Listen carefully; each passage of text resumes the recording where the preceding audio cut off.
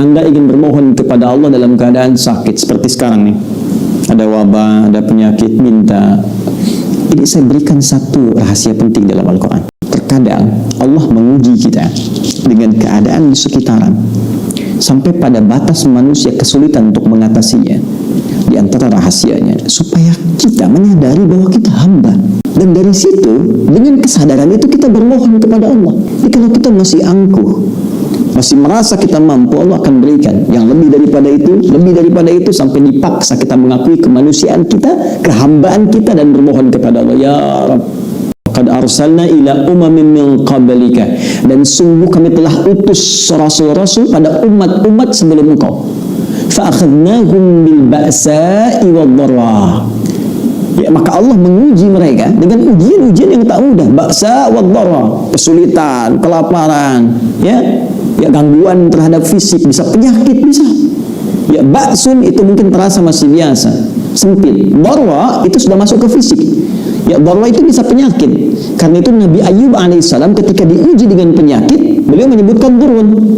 Ya, masanya dhurru, buka Quran surah ke-21 ayat 83. Wa ayyuba inna la rabbahu anni masaniya dhurru wa anta arhamur rahimin. Dan aku buka, kata Allah, kisah Nabi Ayyub alaihissalam ketika bermohon kepada Allah supaya disembuhkan dari penyakit. Kata beliau, anni masaniya dhurru wa anta arhamur rahimin. Ya Allah, penyakit ini sudah menyakiti saya, sedangkan Engkau yang paling sayang kepada saya.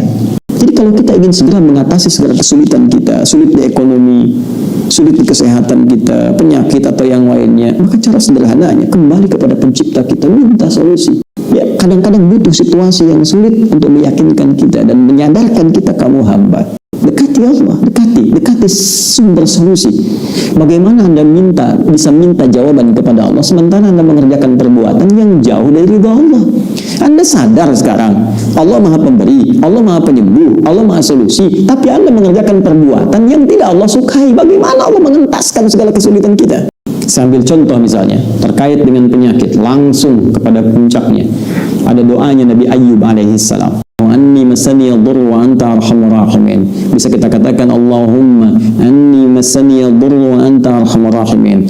Lakukan salat malam, minta kepada Allah dalam sujud kita, Allahumma anni masaniya dhurru wa anta arhamur rahimin. Ya Rabbi, Rabbana anni masaniya dhurru wa anta arhamur rahimin. Anda tahu apa jawabannya? Aku langsung jawab doanya, aku sembuhkan penyakitnya. Maka kami singkap semua rasa sakit yang ia alami. Bukan cuma sembuh, rasa sakitnya disingkap semua. Dan yang paling menarik di ujung ayatnya, ini pengingat bagi setiap hamba Allah. Jika dia sakit dan berzikir sama seperti Ayyub alaihissalam, aku akan sembuhkan ia seperti aku sembuhkan Ayyub.